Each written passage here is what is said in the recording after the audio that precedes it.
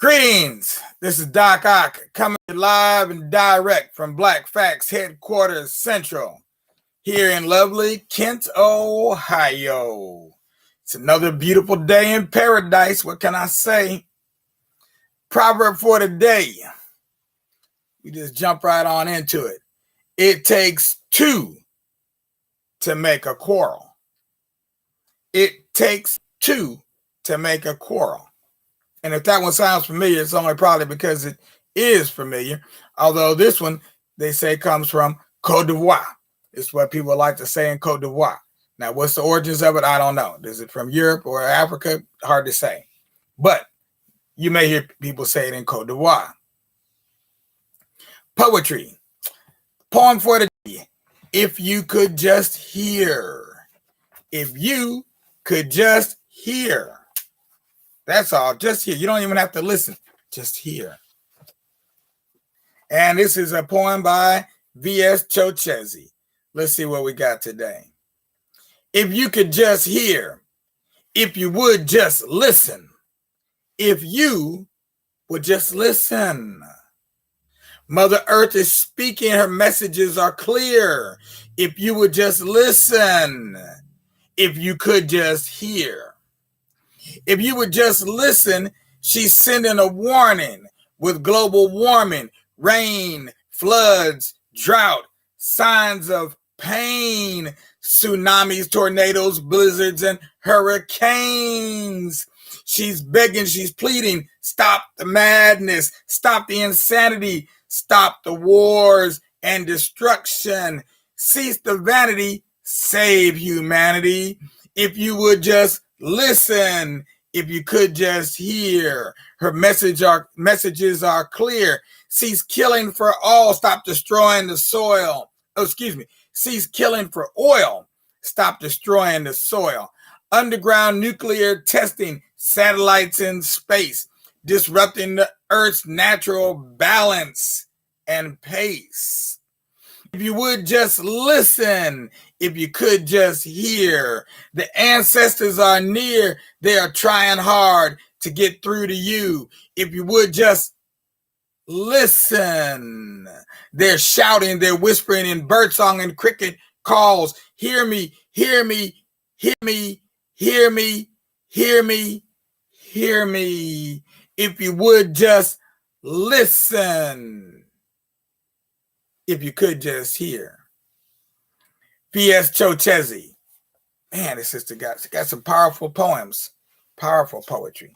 Every time I read one, I just feel chills, spine going all up and down my spine. Chills and thrills going up and down my spine every single time. Every single time. All right, and let's see where we left off yesterday. Yeah, we had just read a chant. Some people could call it a poem. You could call it a chant. But it was so good, I think I'm going to do it again. Tutanyakua, mashamba yetu, tupiganie uhuru wetu. Now, can't read that one. Dang. Wait a minute. Let me get my glasses. Shoot. Okay, when the letters start going together, you better get some aid up in there. There we go. Let's try it one more time. Tutanyakua, mashamba yetu, tupiganie uhuru wetu. Na tukomboe elimu yetu, tutanyakua viwanda vyetu. Utamaduni ni mashamba yetu, damu na jasho zatiririka. Tutakomboa udongo wetu. I like that part at the end. Tutakomboa udongo wetu. Okay? Yeah. And that's Kiswahili for those of you who are not familiar with the language. That is in, you know what? I better just keep these on. That is in the language of Kiswahili because we are in Kenya with the trial of Dedan Kimathi. The trial of Dedan Kimathi. Okay, one of the revolutionary leaders in Kenya brought brought Kenya its freedom and independence from British colonialism, but is still dealing with the effects of neo-colonialism. So as we used to like to say back in the day, the struggle continues. A luta continua. A shot in the air, overwhelming darkness. Drums and voices fall silent. Through the silence cuts the chilling scream of a person, followed by groans and moans and more screams. Whiplashes are heard falling on human skins. Another loud, agonizing scream. Silence. Vague twilight on part of the stage as drum beats start a slow, mournful movement. Sad music saturates the background as the enactment of the Black man's history takes place on stage. The phases, recapitulated, flow into one another without break or interruption. An exchange between a rich-looking Black chief and a white, hungry-looking slave trader. Several strong Black men and a few women are given away for a long, posh piece of cloth and a heap of trinkets. Bereaved relations and children weep, throwing themselves onto the ground while others raise closed fists in a threatening manner. Phase 2. A chain of exhausted slaves roped onto one another drag themselves through the auditorium carrying heavy burdens, ending up on the stage. They row a boat across the stage under heavy whipping. Phase 3. A labor force of blacks, uncapitalized B, toiling on a plantation under the supervision of a cruel, ruthless fellow Black overseer. A white master comes around and inspects the work. Phase 4. An angry procession of defiant Blacks chanting anti-imperialist slogans through songs and thunderous shouts. The leader says, "Away with oppression, unchain the people." The crowd responds, "Away with oppression, unchain the people." Then they begin the song. Tutanyakua mashamba yetu, tutakomboa Afrika yetu, tutanyakua viwanda vyetu. And the leader responds, "Away with exploitation, unchain the people." The crowd responds, "Away with exploitation, unchain the people." The leader, "Away with human slaughter." The crowd, "Unchain the people." Back to the leader, "Brothers, we shall break." Crowd, "Exploiters' chains." The leader, "Rally round the gun." The crowd, "Make a new earth." And the song, "Kupigwa na kufungwa jela, hakutatu zuia sisi wananchi kunyakua uhuru na mashamba yetu." Now, I didn't really sing that one, but that is a song. Staccato burst of machine gun fire. The drums respond with a deafening rhythmic intensity. A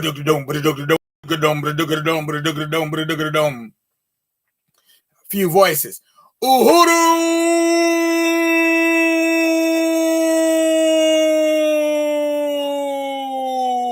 Silence.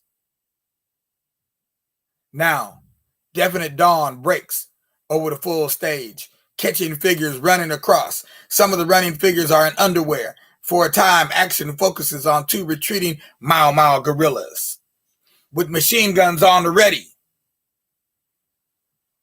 Note that a bush is just visible. Also, a few boulders by the roadside. A few running figures escape through the auditorium. Off stage, we hear protesting voices and sounds of rough kicks, slaps, and whiplashes. Enter Wetina with Gakunia, Gatocha, hooded. Wetina addressing two soldiers stationed at the opposite end of the stage. "Askari, cover the streets well and shoot down at bloody terrace. Sikia Second soldier, Ndio afande. First soldier shows no enthusiasm. Waitina, askari. Second soldier, fande. Waitina, line up those Mau villagers, 2 by 2. Tayari bwana. Waitina, march them to the screening ground. He, nodding at the first soldiers, can guard the street. Oh, he can guard the street and tell him to wake up for Christ's sake. Sikia. Second soldier, Ndio bwana. 2 rows of peasants now appear. Second soldier tries in vain to make them march in step. Waitina storming. March properly, pesi, napana kimbia. Hands on your heads, haraka, march on. Second soldier turns around and dashes back. Ngoja. The people stop, looking confused, but defiant.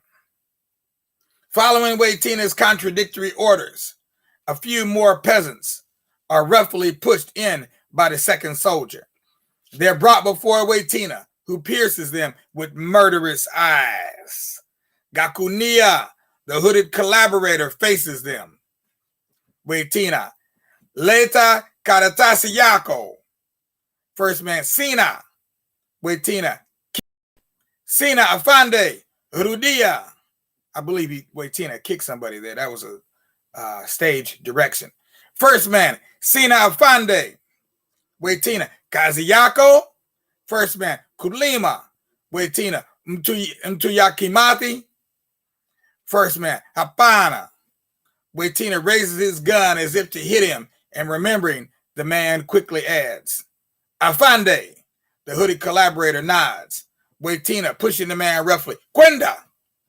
You'll answer more questions at the screening yard, black bastard. And you? Gakunia wags a hand at the next person, a man wearing a red shirt carrying a basket with same fruits in it. No, not you. Wewe nashati nyekundu. Second man, Mimi? Waitina takes the basket from him roughly and peers inside it. Waitina, aggressively. Unafanya kazi wapi? What are you carrying? Second man, I'm a fruit seller. Matunda, I sing. Orange is cheap today. Orange is cheap today. Waitina cannot help laughing at the man's antics. Then suddenly he takes a few oranges and throws the basket away so that the rest of the fruits scatter all over the ground. Kwenda, screening. Lazima, you go to Manyani to sell your fruits there? The man bites his fingers and makes frustrated grimaces. He tries to pick the basket and oranges, but Waitina barks at him. Kwenda pesi wote march. The whole line goes across the stage. As they march past, we should see the man still looking anxiously about him as if he had been expecting to see someone and his plans had been frustrated. It is now proper daylight. A woman walks across the stage. She is between 30 and 40 years of age with a mature but youthful face, strongly built, good looking. She wears a peasant woman's clothes and is barefoot. Though apparently a simple peasant, the woman is obviously world wise and perceptive of behavior in society. Throughout her actions are under control. Her body and mind are fully alert. Fearless determination and a spirit of daring is her character. She is versatile and full of energy in her responses to different roles and situations. A mother, a fighter, all in one. Over her simple frock, all in one. She wears a kanga cloth wrapped around her upper body over her simple frock and has a small kondo, a sisal basket, hanging over her neck and across the shoulder over her shawl. On the side against nearest the audience. She walks not exactly stealthily, but with great care, as if she treads on treacherous ground. She walks straight into the mouth of a gun. Ooh, nduri isini kigiki. She moves backwards. The gun follows her. A white man, Johnny style, in Greenbush battle dress follows. Okay, now we'll leave off there. And I realize, obviously, that it's difficult to understand some of the things that are going on here because we're speaking in another language, Kiswahili, but that last part, I don't even know what language that was. I don't know if that was Kikuyu or a different language. But follow the action. All those stage directions I keep giving, follow the stage directions and the information or the statements about the scene and how, the way where he sets the scene and lets you know what the scene looks like with, the background, where they're at. But that first part that I read after the chant, that part you probably could relate to the easiest. But keep in mind, they're not in West Africa.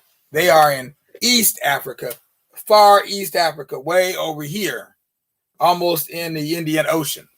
So you heard all those statements about slavery, etc. Well, once we were stolen and brought to this land, our brothers and sisters back home were also enslaved right there on their own land. That's the story that we're telling here with the trial of Dedan Kimathi. Okay, just trying to give you some kind of insight into what was going on and how people were acting, and the fact that there were good people on both sides and there were bad people on both sides. So, in other words, you might find a good white person or not, and you might find a good black person or not, because you had good people and bad people on both sides. Something to think about. All right. Meanwhile, this is Doc Ock signing off today. We're going to be moving on, and hopefully you'll be grooving on. But we'll be black tonight at 9 o'clock because this is Doc Ock at noon and 9, and we're going to try to make this day be really fine. Hopefully you get some work done and have a little fun. Keep on doing what you do, and I'll keep on being who I be. Peace out now.